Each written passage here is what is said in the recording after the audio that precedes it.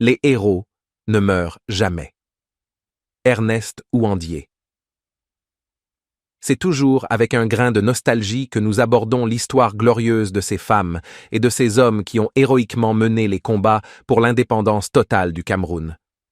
Notre jeunesse, avide de ces récits épiques, ne s'explique toujours pas les raisons de l'absence, dans les manuels d'histoire, de ces héroïnes et de ces héros des premières heures de l'histoire encore fraîche d'un jeune pays. Nous avons mis en relief Rudolf Douala Mangabel, Ruben Niobé et maintenant Ernest Ouandié, qui ont eu un destin commun. Ils ont été froidement assassinés par le pouvoir colonial. Leur tort, le sens de la liberté. Ernest Ouandié avait disparu des débats universitaires et politiques. Son nom inspirait la peur.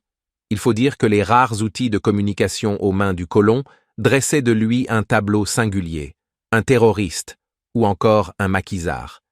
Ces trois patronymes suffisaient à faire taire les langues. Le temps a fait évoluer la pensée universitaire.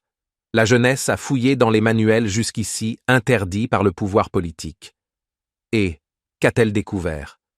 Un patriote, un combattant et un citoyen modèle qui a su résister aux discours officiels et bien entretenus par le régime Ahidjo, qui voyait d'un mauvais œil l'extravagance des héros reconnus de l'indépendance du Cameroun. Mais qui était Ernest Ouandié, un leader charismatique, un des membres fondateurs du parti historique, l'UPC, Union des populations du Cameroun. Aux côtés de ses camarades de lutte, Osande Afana, Abel Kingwe, Ruben Niobé, Félix Moumié, etc. Il participe activement à la lutte armée contre un pouvoir d'occupation dont le seul but recherché était l'anéantissement total de toutes les rébellions. Petite pause. Si vous aimez ce sujet, merci de mettre un pouce, un petit commentaire et de partager. On poursuit. Ernest Ouandié était le dernier survivant de la lutte menée par les leaders de la guerre d'indépendance du Cameroun. Il sera fusillé, après s'être livré aux autorités, sur la place publique à Bafoussam, le 15 janvier 1971. Le sourire aux lèvres et encadré de ses deux lieutenants, Gabriel Tabeu alias Wamba et du jeune Raphaël Fotsing. Jusqu'à la mort, Ernest Ouandié a fait preuve de courage. Menotté, il a refusé qu'on lui bande les yeux. Ses dernières paroles résonnaient dans la foule massée sur la place publique. Que vive le Cameroun!